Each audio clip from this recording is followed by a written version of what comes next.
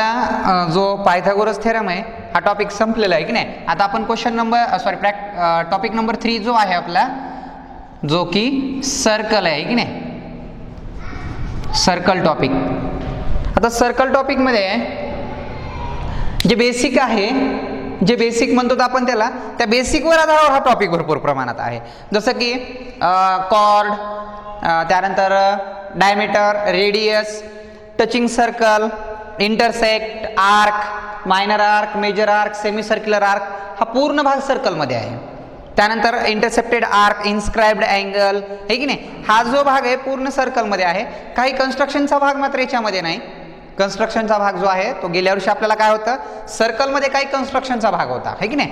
पण यावर्षी कन्स्ट्रक्शनचा भाग स्पेशल टॉपिक आहे आपल्याला, जॉमेट्रिक कन्स्ट्रक्शन म्हणून, है की नाही. त्यामुळं सर्कलमध्ये जो सांगितलेलं आहे बघा, circle passing through the 1, 2, 3 points, है की नाही. Circle passing through 1 point, 2 point, 3 point, ज्याच्यामधून जसा पासिंग होतो, है की नाही, 1 पॉइंट, 2 पॉइंट, 3 पॉइंट, त्याच पद्धतीनं त्यामध्ये जो आपल्याला दाखवलेला आहे नंतर, circles touching each other, circles touching each other, 2 circles असतील ते टचिंग होत असतील ईच अदर, दोन्ही एकमेकाला. मग इंटरियर, आता इकडे बघा, हे टचिंग सर्कल आहे समजा, हे एक्सटेरियर टचिंग आहे, है की नाही. किंवा याला असं म्हणतो आपण, इंटेरियर टचिंग म्हटल्यावर आतमधून टच होणार आहे,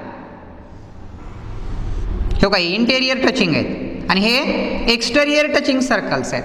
म्हणजे हा टचिंग पॉइंट असतो. म्हणजे सर्कल्स जे आहेत, इंटरसेक्ट नाही म्हटलं मी, टच म्हणजे स्पर्श करणे एकमेकाला, हे टचिंग पॉइंट म्हणतात याला, है की नाही. आणि टचिंग इंटरनली, टचिंग एक्सटर्नली, दोन याच्यामध्ये एकमेकाला काय होतात, ते टच होतात. त्यानंतर सर्कल, इन्स्क्राइब्ड अँगल आणि इंटरसेप्टेड आर्क.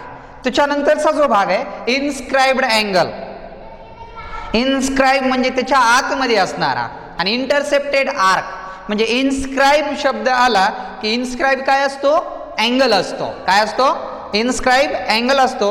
आणि इंटरसेप्टेड काय असतो, इंटरसेप्टेड आर्क असतो, आर्क इंटरसेप्टेड असतो. ठीक आहे. त्यानंतरचा अजून भाग दाखवलेला आहे, त्यानंतर सिकेंड, टँजेंट.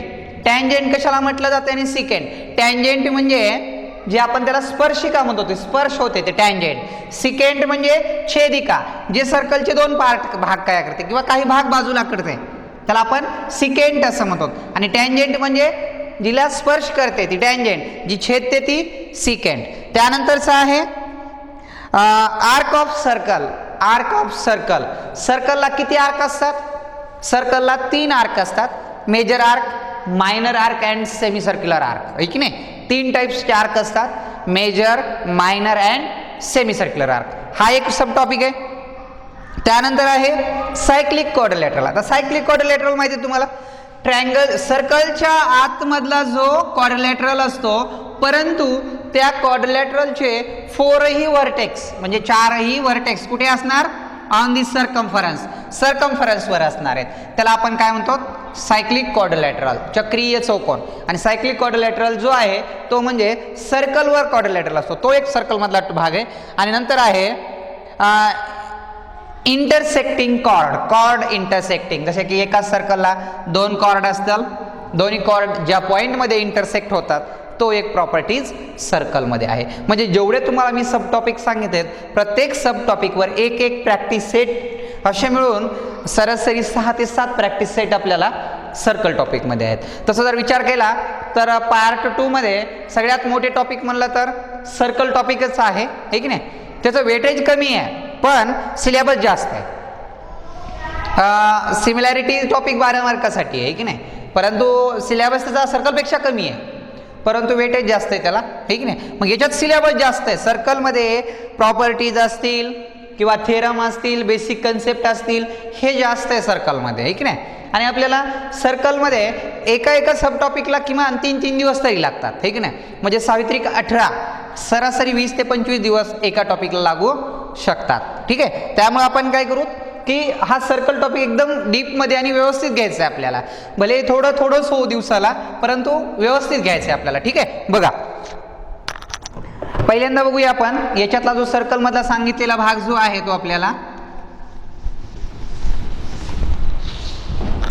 त्यामध्ये बघा जर बेसिक कन्सेप्ट जर म्हटला, आता एक मिनिट इकडे बघा, हा सर्कल आहे, आपण 9th स्टँडर्डमध्ये बघितलंय, ही कॉर्ड आहे, ही काय आहे, कॉर्ड आहे. Centre of the circle is O, A B chord आहे, O M perpendicular to chord A B, O M perpendicular to chord A B. आता याचा प्रॉपर्टी तुम्हाला माहिती आहे का, आपण 9th स्टँडर्डमध्ये किंवा 8th स्टँडर्डमध्ये किंवा 7th स्टँडर्डमध्ये पण हे प्रॉपर्टीज बघितलेत आपण. कोणता आहे, the perpendicular draw from the centre of the circle to chord bisect chord. वर्तुळ केंद्रावरून जीवेवर टाकलेला लंब या जीवेस काय करतो, दुभागतो. म्हणजे perpendicular draw from the centre of the circle to chord bisect chord. Chord काय होते, बायसेक्ट होते. म्हणजे O M perpendicular to chord, O M perpendicular to chord A B आहे. Therefore AM is equal to MB because reason काय होणार, perpendicular drawn from the center of circle to chord bisect chord. Cord काय होते, bisect होते. कधी bisect होते, perpendicular drawn केल्यावर. कुठून, from the centre of circle to chord. वर्तुळाच्या केंद्रावरून कोणावर परपेंडिक्युलर काढल्यावर, जीवेवर ए बी वर परपेंडिक्युलर काढल्यावर काय होते, chord is a bisect. Chord काय होते, बायसेक्ट होते. म्हणजे AM is equal to MB, AM is equal to MB, हे कॉन्ग्रंट पार्ट तयार होतात. AM is equal to MB म्हणजे perpendicular draw from the centre of the circle to chord bisect chord. Chord काय होते, bisect होते. त्यानंतर म्हणजे हा जो आहे हा बेसिक आहे, हा 9th स्टँडर्डमध्ये पण बघितलं आपण, आहे की नाही. म्हणजे तुम्हाला इथे दाखवलं पेज नंबर 47 मध्ये, the perpendicular drawn from the centre of the circle to chord bisect chord, आहे की नाही. त्यानंतर काय म्हटलं अजून, की 3 प्रॉपर्टी ज्या आहेत या ठिकाणी तुम्हाला सांगितलेल्या, त्या या ठिकाणी वापरा. Solve above problems using the properties, solve the above, आहे की नाही. आणि वर सॉल्व करायला सांगितलंय. Circle is 20, diameter of circle, आहे की नाही, डायमीटर ऑफ सर्कल. मग डायमीटर ऑफ सर्कल जर म्हटला तर या ठिकाणी होईल, डायमीटर ऑफ सर्कल किती म्हणताय, 20. रेडियस किती होणार, 10. तर डायमीटर ही रेडियसच्या काय असते, डायमीटर ही रेडियसच्या ट्वाइस असते आणि रेडियस ही डायमीटरच्या हाफमध्ये असते. मग 20 सेंटीमीटर आहे ना. DE जे कॉर्ड आहे ए बी, समजा इथं DE नाव दिले त्यांनी, ॲज इट इज जशा तसे नाव घेऊ आपण टेक्स्ट बुकमधले. हा DE म्हटलाय आणि हा CF म्हटलाय, असं बघूया. DE कॉर्ड आहे, DF FE are congruent, radius 10 centimetre. बघा आपल्याला DE अँड, आता इथं असं आपण म्हणू CF perpendicular to chord DE, okay. मग या ठिकाणी काय होणार, DF is equal FE, DE is equal to FE. Perpendicular draw from the centre of the circle to chord bisect chord. DF is equal to FE half of the diameter chord DE 1/2 into DE किती दिले बघा तुमच्या book मध्ये, DE दिले 16 किती आलं 8, म्हणजे 8 काय भेटलं, DF is equal to FE is equal to 8. हा 8 भेटला, हा 10 आहे, 8 आहे. मग in triangle CFE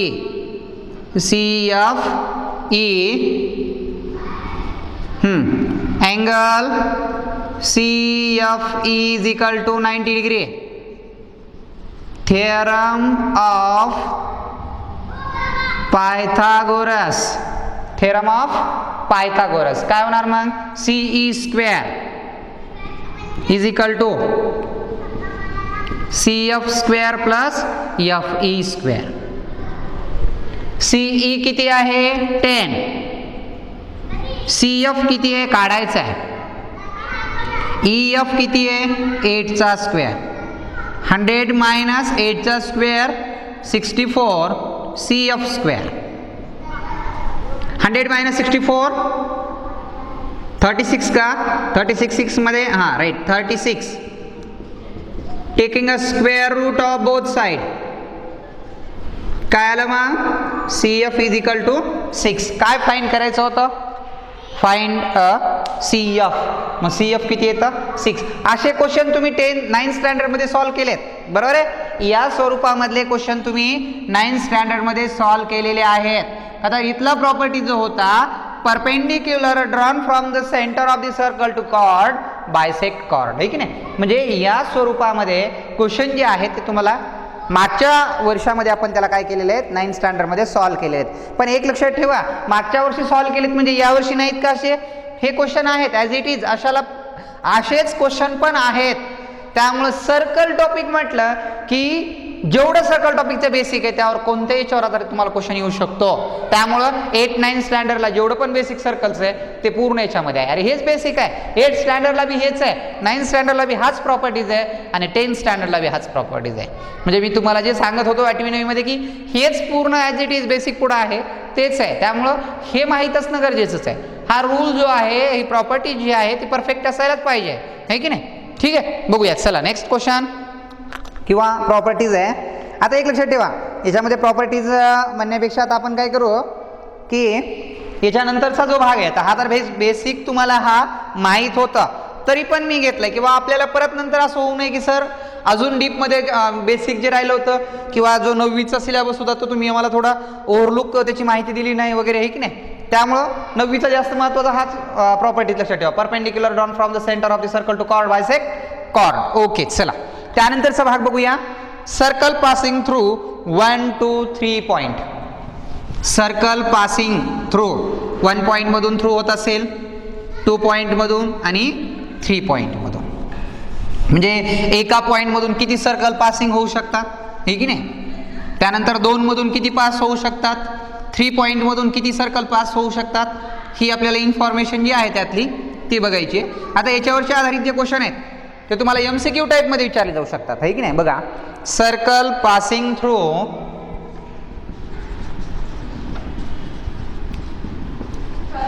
circle passing through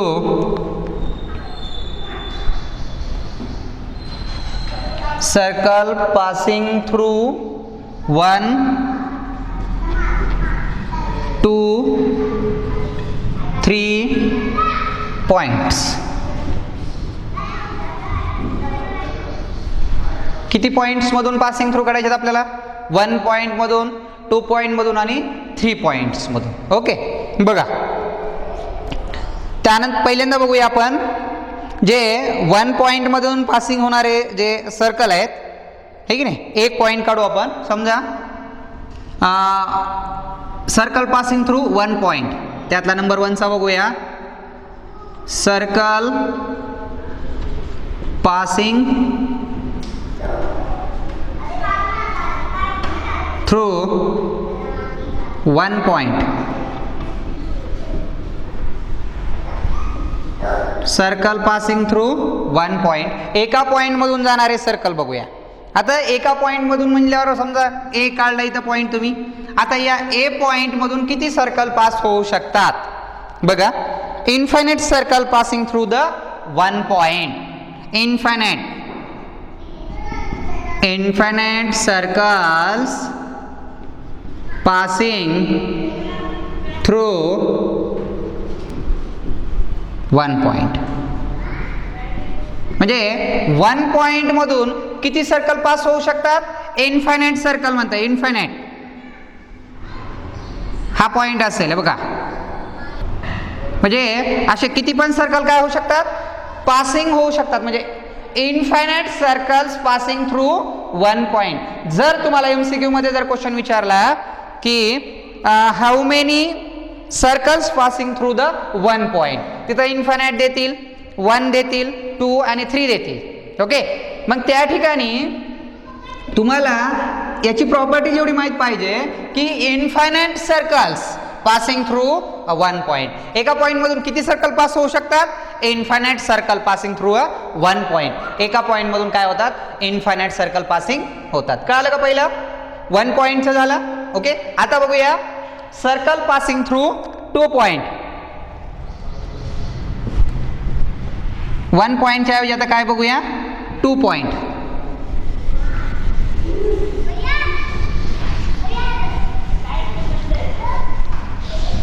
circle passing through two points. Circle passing through two points. आता टू पॉइंट्स मधून सर्कल किती सर्कल पास होतात म्हटले. ओके, हे टू पॉइंट आहेत. ओके, आता याच्यातून सांगा बरं किती सर्कल पास होऊ शकतात. फॉर एक्झाम्पल समजा मी हे सर्कल काढलं, इथं दोन पॉइंट आहेत. ओके, ए आणि बी. किती सर्कल पास होतील याच्यातून? याच्यातून पण इन्फायनाइट सर्कल पास होऊ शकतात. हे बघा, हे इथून गेला असेल, एखादा इकडून गेला असेल, पुन्हा नंतर याच्यापेक्षा इकडून असा, म्हणजे हे की नाही, म्हणजे याच्यामध्ये जे डिस्टिंक्ट टू पॉइंट्स हे की नाही, infinite circle pass through two distinct point. म्हणजे याच्यामध्ये बी आपल्याला काय म्हणता येईल? टू पॉइंट मध्ये बी infinite circles passing through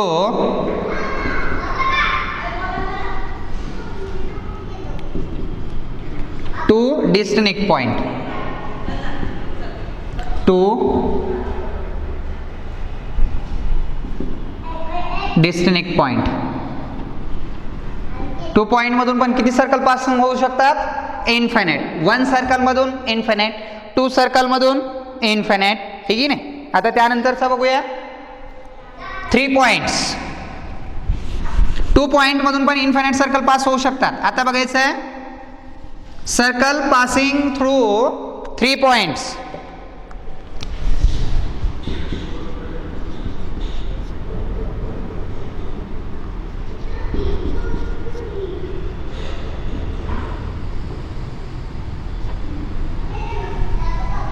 circle passing through three points.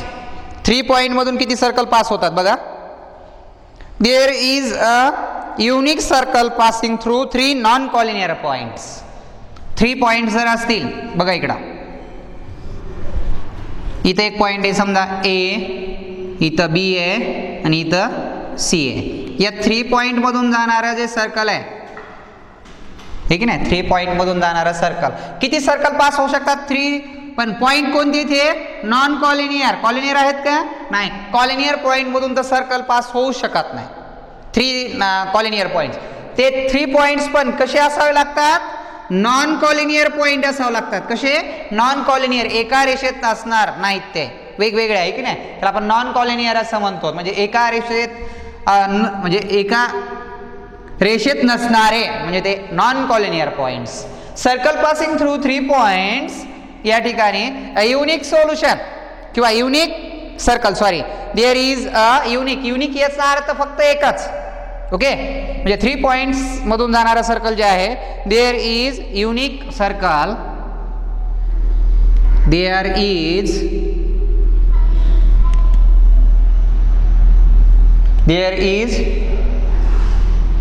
unique circle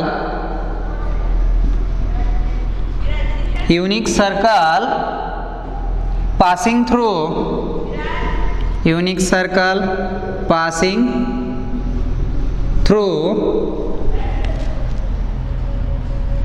three non-collinear points. Three non-collinear points. There is unique circle passing through three non-collinear points. किती points मधून? Three non-collinear points मधून. Three non-collinear points मधून is unique circle, म्हणजे एकच circle pass होऊ शकता. ठीक आहे, कळालं का? मग तिन्ही सर्कलचं रिलेशन त्या ठिकाणी दाखवलेलं आहे. ते म्हणजे तिन्ही पॉइंट्स मधून. Number one, circle passing through one point. One point मधून किती सर्कल पास होऊ शकतात? इन्फायनाइट सर्कल पास होऊ शकतात. त्यानंतर टू डिस्टिंक्ट पॉइंट मधून किती सर्कल पास होऊ शकतात? टू पॉइंट्स मधून पण इन्फायनाइट सर्कल पास होतात. आणि 3 पॉईंट्समधून मात्र only 1 circle passing through the non collinear 3 points. Non collinear points 3 non collinear पॉईंट्समधून ओनली 1 सर्कल पास होऊ शकतं. युनिक सर्कल आहे की नाही. कळालं का मग. Circle passing through the 1 point 2 point and 3 पॉईंटमधून किती पास होतात ते. ठीक आहे. हा पहिला जो भाग होता त्याच्यातला हा पहिला भाग संपलेला आहे आपला. पहिला भाग म्हणण्यापेक्षा त्यातला जो सब टॉपिक होता सर्कल पासिंग थ्रू वरचा आहे की नाही 1 पॉईंट 2 पॉईंट आणि 3 पॉईंट वरचा हा भाग संपला. म्हणजे बघा किती इझी भाग आहे हा. परंतु एक लक्षात ठेवा, हे जर तुम्हाला परफेक्ट नसेल आहे की नाही, हे जर तुम्हाला परफेक्ट नसेल तर हे पण खूप डिफिकल्ट वाटतं. किंवा तुम्हाला हे माहीतच नाही की 1 पॉईंटमधून किती सर्कल पास होऊ शकतात, 2 पॉईंटमधून किती सर्कल पास होऊ शकतात, 3 पॉईंटमधून किती सर्कल पास होऊ शकतात आहे की नाही. जर हे तुम्हाला परफेक्ट असेल तर आता या टॉपिकवरचा जो एक MCQ असतो तो तुमचा आता कंप्लीट झाला. म्हणजे सर्कलमधला एक टॉपिक 1 मार्काचा अभ्यासक्रम तुमचा आता कंप्लीट झाला. म्हणजे प्रत्येक सब टॉपिकला एक वेटेज ठरलेला असतं आहे की नाही. किंवा याच्यावर आधारित किती मार्काचा क्वेश्चन येतो याच्यावर तुम्हाला 1 मार्काचा MCQ क्वेश्चन असू शकतंय. म्हणजे सर्कलमधला MCQ याच्यामध्ये असणार. ठीक आहे. म्हणजे आता आपला सर्कलचा जो भाग आहे तो 1 मार्काचा कंप्लीट झाला आहे की नाही. या स्वरूपात अभ्यास करत चालायचं की बाबा या टॉपिकमध्ये या सब टॉपिकला किती वेटेज आहे, किती मार्काचा क्वेश्चन येतो, मग त्याची तयारी कशा पद्धतीनं करायची आहे की नाही. आता या पॉईंटवरचा पासिंग थ्रूवरचा तुमचा कोणताही क्वेश्चन आला तरी सॉल्व्ह होणार आहे. का तर पासिंग थ्रूवरचे 3च पॉईंट आहेत 1 2 अँड 3. ते आपल्याला 3 पण कम्प्लीट आहेत त्यामुळं काही अडचणच नाही इथं. आता बघूया secant and tangent. Secant and tangent. आता सिकेंड कशी असते आणि टँजेंट कशी असते बघा. सिकेंड अँड टँजेंट 2 सर्कल काढतो, दोन्हीमध्ये तुम्हाला कम्पेअर करून दाखवतो. भरपूर मुलं काय होतात माहिती आहे का, कन्सेप्ट माहीत असते, नावं बी माहीत असतात टँजेंट सिकेंड, पण कशाला टँजेंट म्हणायचं आणि कशाला सिकेंड म्हणायचं हेच कन्फ्युजन होऊन जातं. म्हणजे टँजेंटला सिकेंड म्हणतात आणि सिकेंडला टँजेंट म्हणतात.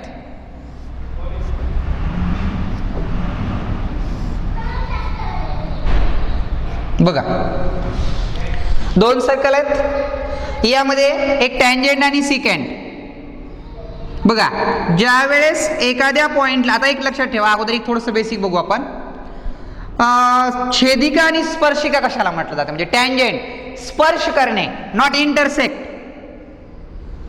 आता ही जी यल रेषा आहे हिनं या सर्कलला छेदलंय का, नाही, यानं फक्त टच केलंय. म्हणजे ही टचिंग झाली, इंटरसेक्ट नाही. टच म्हटलं की टँजेंट सिकेंड येणार. सॉरी टँजेंट अँड सिकेंड आहे की नाही, बरोबर आहे. या ठिकाणी टँजेंट आहे, ही टँजेंट म्हणजे टच होते त्याला, बरोबर आहे. सिकेंड म्हणजे छेदिका, ज्या ठिकाणी त्याला काय होतंय बायसेक्ट केलं जातं किंवा बायसेक्ट म्हणजे दुभागण्यापासून इंटरसेक्ट केलं जातं, इंटरसेक्ट छेदलं जातंय ठीक नाही, त्याला सिकेंड म्हटलं जातं. Tangent, tangent and secant. Tangent म्हटलं की त्या सर्कलचे भाग होत नाहीत. टँजेंट म्हणजे ती सर्कम्फरन्सवर कुठल्या तरी पॉइंटला काय करते, अलगद टच करून जाते. काय करते, अलगद टच करून जाते, त्याला टँजेंट असं म्हटलं जाते. काय म्हटलं जाते, टँजेंट. हे काही असं, हे ए पॉइंट असेल, हे बी पॉइंट असेल, हे एल आणि एम काय आहेत, टँजेंट आहेत. आता सिकेंड म्हणजे काय असतं, तर हे बघा सिकेंड म्हणजे की या ठिकाणी या स्वरूपामध्ये या लाईन एन मुळे सर्कलचे 2 भाग झाले. किती भाग झालेत, 2 भाग. थोडा वेळ लहान मोठा होऊ द्या, काही अडचण नाही, पण भाग किती झालेत, 2. म्हणजे ही आहे टँजेंट, ही आहे टँजेंट आणि ही काय आहे, सिकेंट आहे. सिकेंट म्हणजे छेदिका आणि टँजेंट म्हणजे काय, स्पर्शिका. टँजेंट स्पर्श करते, टँजेंट हे की नाही, आणि सिकेंट ही काय करते मात्र, आणि टँजेंट एका पॉइंट मध्ये टच करते, इथं मात्र 2 पॉइंट मध्ये. सिकेंड 2 भाग 2 पॉइंट मध्ये इंटरसेक्ट करते सर्कलला.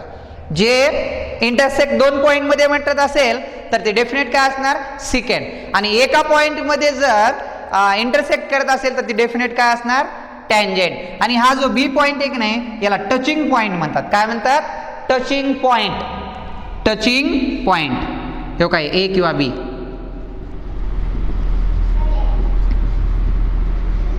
टचिंग पॉईंट ए किंवा हा जो बी आहे तो पण टचिंग पॉईंट आहे. बरोबर. म्हणजे टँजेंट जी असते ती सर्कलचे पार्ट किंवा भाग तयार करत नाही. जी सिकेंट असते, सिकेंट मात्र काय करते,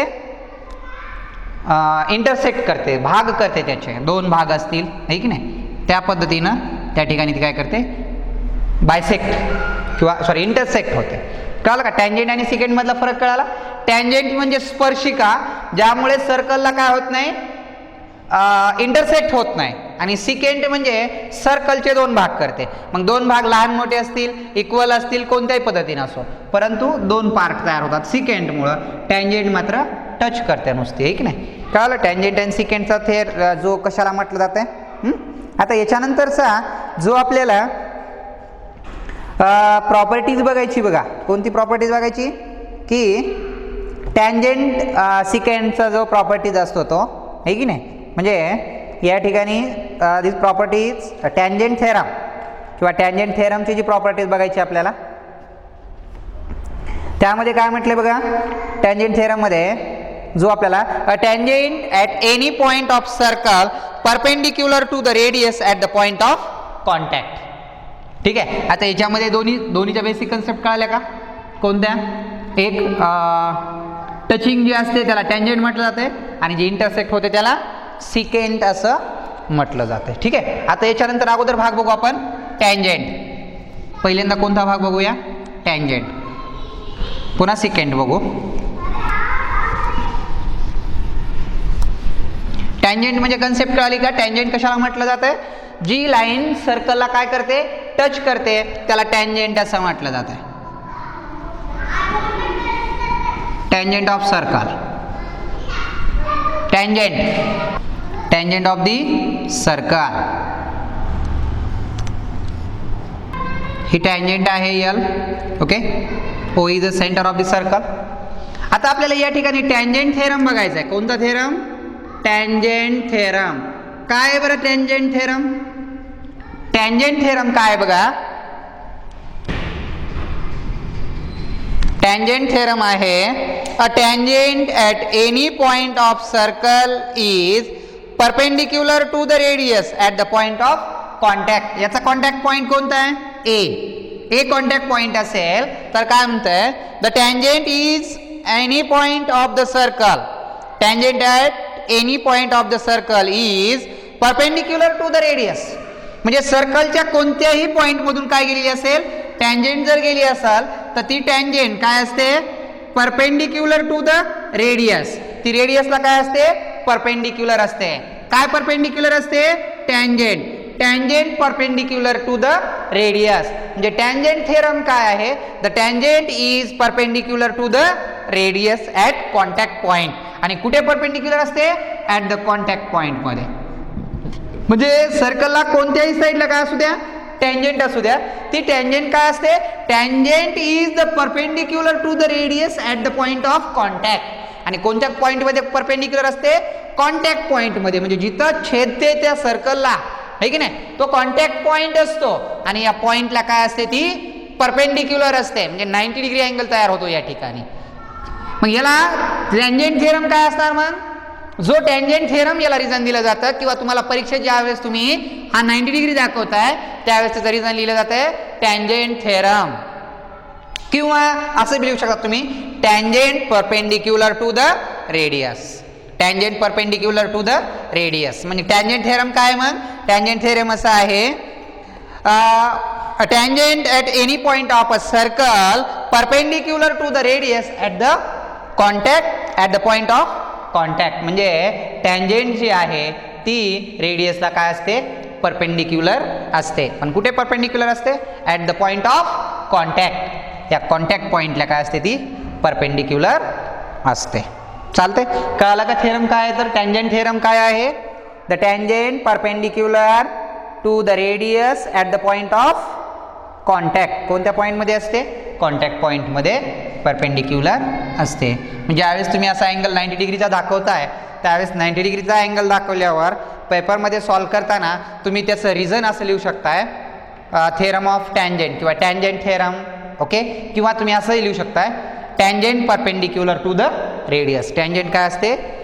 रेडियसला परपेंडिक्युलर असते. ठीक आहे, कळाला एवढा भाग. एक लक्षात ठेवा, जो भाग चालू आहे तेवढा भाग मात्र परफेक्ट करा घरी आणि तुम्ही हे सर्व लिहून घेत जा. भरपूर जण नुसता व्हिडिओ बघायला लागलात आणि बाकी काहीच लिहित नाहीत, असं करू नका. पण आता मागची अडचण आली की नाही, आता भरपूर जण आरडलेत की सर मागलचे व्हिडिओ दिसणार गेलेत. मग तुम्ही वहीवर लिहिली असते तर व्हिडिओची गरजच लागत नाही तुम्हाला. मग तुम्हाला मी अगोदरच सुरुवातीच्या व्हिडिओमध्ये सांगितले की बाबांनो, जेवढं मी बोर्डवर घेतो तेवढं तुमच्या नोटबुकवर एक्सप्लेन करून घ्या. हे व्हिडिओ काय लाईफ टाईम तुम्हाला परीक्षेपर्यंत हीच बघणार आहेत का तुम्ही? तुम्हाला नोटबुक बघावं लागतील ना तुमच्या. त्यामुळं सांगतो की हे जे आहेत ते नोटबुकवर पूर्ण व्यवस्थित लिहून घ्या. ज्यावेळेस रेग्युलर होईल तिथून पुढे ती कंटिन्यू नोटबुकवरच लिहावं लागेल ना तुम्हाला, की नाही? चालतंय. बाकीचं जे आहे आता आपण काय करू, उद्याला घेऊ.